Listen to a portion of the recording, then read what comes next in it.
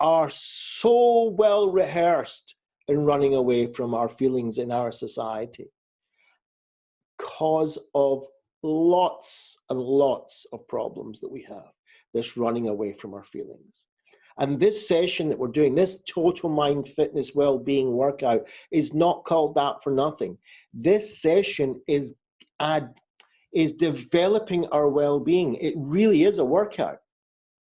I asked Amy when she said, put your hand over your heart, even if it's for 10 seconds.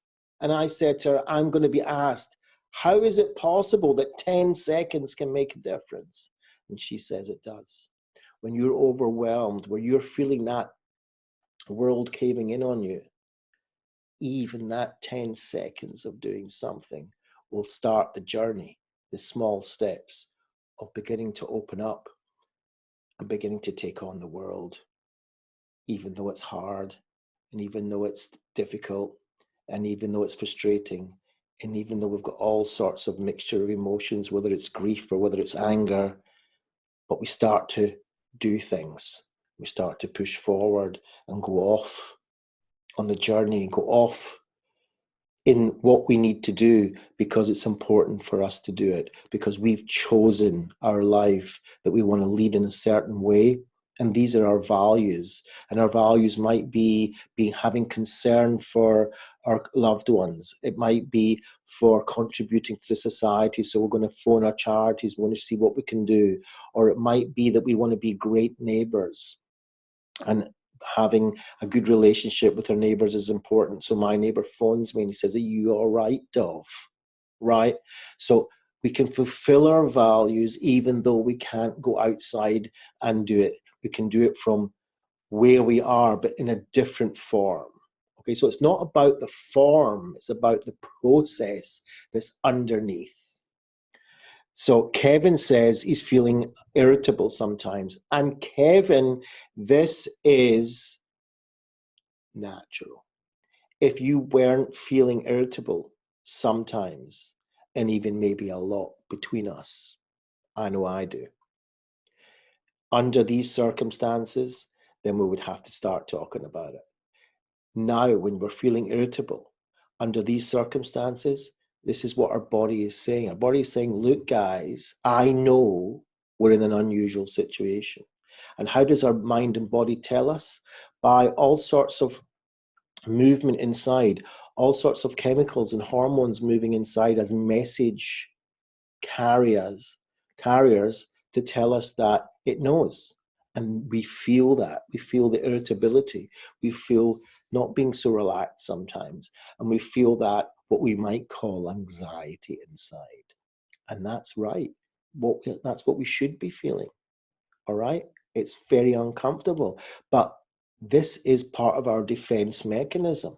If we didn't have that, we wouldn't live more than 2 days because we would not even see any dangers.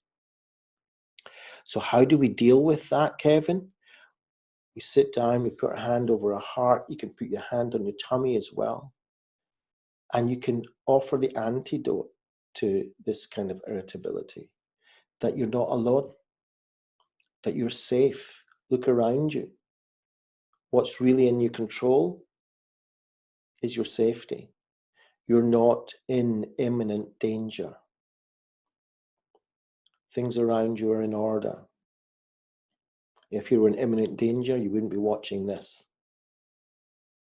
So just sit there with it and become familiarized with that irritability. I get irritability most mornings in my tummy. Today I woke up and I noticed it wasn't there. That was also an interesting observation. So just sit with that.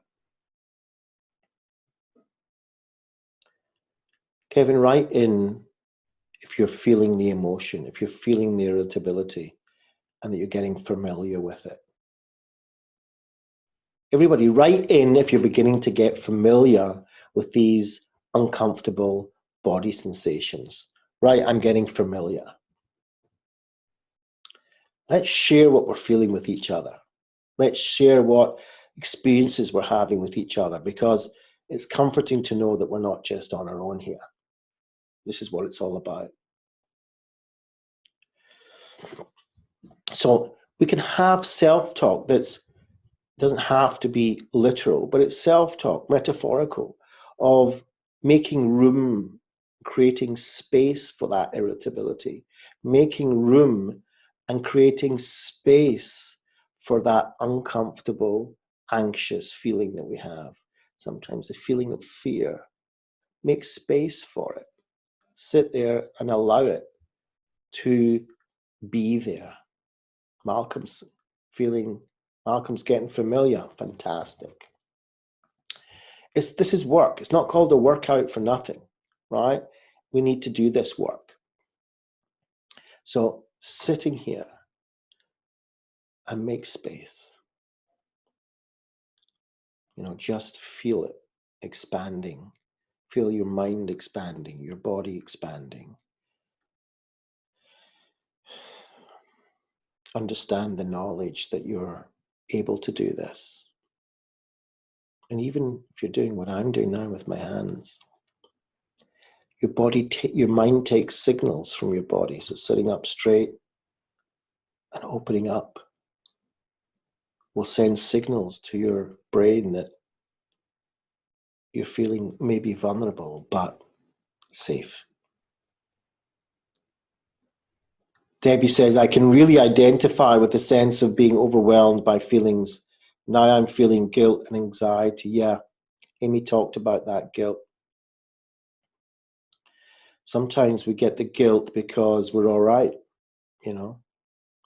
Sometimes we're getting guilt because, oh my goodness, I'm not utilizing this time the way I should be. I should be doing so much more, but I'm staying in bed late, or I'm pottering around the house, or maybe even just sitting doing nothing. And the guilt comes on. And anxiety, yeah, definitely, Debbie, we're going to be feeling that anxiety. So yeah, the guilt. So take the thoughts that come with that guilt. We might have a thought that says, oh no, I should be doing much more with my time. Take that thought and stick it on one of those clouds and just sit there and watch the cloud go by. Enjoy the scene. In fact, if there's clouds in the sky where you are, you might even be able to just look out the window, or if you have the possibility of being in the garden, and just stick one of your thoughts on a real cloud and just watch it go by. Malcolm's talking about melting in the couch until tomorrow. Look, Malcolm, you can do that without guilt. We're in a situation where we need to have self-compassion and kindness. And sometimes we just need that downtime. If we choose to do it and we're not being dragged into it, then that's a good thing. Yeah, I've slowed my whole day right down. I might be doing longer hours. I'm working like 17 hours now in a day. I've got editing to do, preparation to do. I've got a whole talk show going. I've got this every morning. But in between, I've got also downtime. That I sit down and take stock. And I give myself these self-kindness hugs. I'm here on my own. I'm in lockdown. But I'm not lonely because I have a sense of community with all of you and all the people that I'm contacting and all the people that I'm in contact with, and people are calling me, and we have a great sense of being together even though it's not physically. Avril says, I'm worried that young people with no underlying conditions are dying from this virus. I feel a lack of control. We only have control over our reactions. Absolutely, Avril. One of the things we need to do is to distinguish what's in my control and what's not in my control. What's not in my control is exactly that. There's nothing we can do about it. We're going to get thoughts about that. We're going to get feelings about what's not in my control. Take those thoughts, whatever comes up. Avril's thought of, I'm worried that people with no underlying conditions are dying from the virus. take that thought exactly as it is and stick it on one of those clouds. And then just watch the cloud as it goes up away into the distance. There's nothing you can do about that. If you try to fight that thought, if you try to say there's something wrong with having that thought, you're going to feel that in your body and your anxiety is going to go up. If you say this thought is normal to have these thoughts, it's just that that thought is not helping me all that well right now to have that thought, then just stick it on a cloud and watch it go by. On the other hand, you've got things that are in control. And you quite rightly said, how we respond to this situation is in our control. So one of the things we have in control is over our own bodies. So wiggle your fingers. That sounds silly, but it shows that you're in control. Give yourself that hug and feel the oxytocin, feel the love, feel the bodily connection. Sit up straight. This is a good response that you can have immediate control of. Take a deep breath.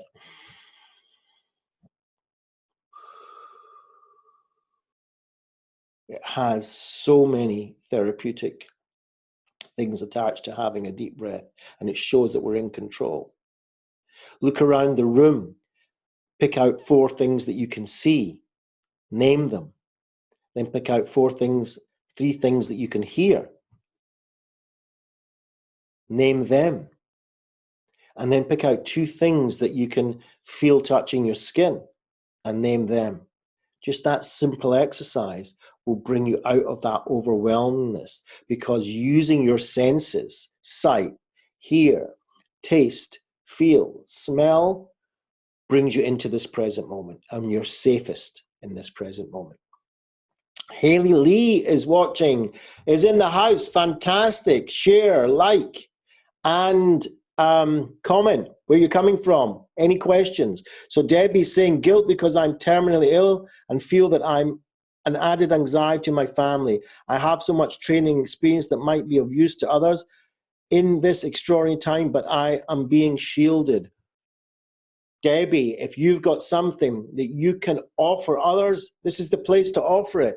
Tell me what you want. I'll bring you on the show. We'll start tomorrow. If you're ready to give committed action and you feel there's something you can offer, then you come to the right place. And I'll bring you on and we'll offer it tomorrow morning. If that's a go, say it's a go in the comments. Being terminally ill, you know, these are things that you will generate disturbing and distressing thoughts and worried thoughts. And of course, that's completely normal. So I would like you to teach us how you deal with that. I don't want to shield you from anything. I want to give you vitality right at this very moment. So if you can help us, then put in the comments, I'm in, and I will invite you on to tomorrow morning's show, and we'll work together on this. You give us of what you have. You give us of what you experience. This is not about me. This is about us helping each other. You don't need to be shielded. You need to be vitalized. And I'm ready to offer you that possibility. If it's something that matters to you, if it's something that's important to you, you have the opportunity now. So you say here you have training experience. Give it over to us. Lloyd Faber's in the house. Fantastic. Join the community. So we're talking here about what we can do, how we can be open to the anxieties and the thoughts and the body feelings and the fear that we're going through. You know, when I go outside and I go to the shops, I got to admit, I'm pretty terrified, because every time somebody comes near me, I'm like, oh my goodness, are you getting too close? Is it 2 meters? Is it not 2 meters? Who knows? So our thoughts are going to be going over time. Our body sensations are going to be in hyper mode. How do we deal with that? Well, Avril says, I'm going to recommend these talks to groups and other groups I belong to. Well, that's committed action. Recommend them, share them, bring them on. This is about being together. With you, Debbie, being in the grips of terminal illness, but now recovered, thank God you're in my prayers. Wonderful. This is what it's about. It's about us helping each other. This is not just about listening to me. This is not a lecture in university. This is a community, and it's about helping each other. And so whatever you've got, chip in. and we'll learn skills together from each other. Malcolm is a great friend of mine. He's got amazing skills. Malcolm, would you be interested in coming on one of our shows in the morning and giving over some of your experience? Would you be in for that? If you're up for that, write in the comments, I'm up for that. We'll invite you in. We're in this for the long term, guys, right? We've got to take it easy. We've got to learn from each other. Every single one of us here has experience that the other one doesn't have. And we can help each other, all right? So really, if you've got something to offer, great. If you feel that you don't have, just come in and join in anyway. There's no guilt here. We're totally open with each other here. There's no judgment going on here. This is about how we're going to help each other. So giving yourself that hand on the heart that Amy came up with, to give herself that connection to our values and finding ways of materializing them, finding ways of doing them, even if not the normal ways that we used to, like Ben told us yesterday. And having that self-kindness, being aware of the pain that we have, giving space for the pain we have, but building that emotional courage to get out there and do the things that we need to do. And when I say out there, I mean in the space that we have.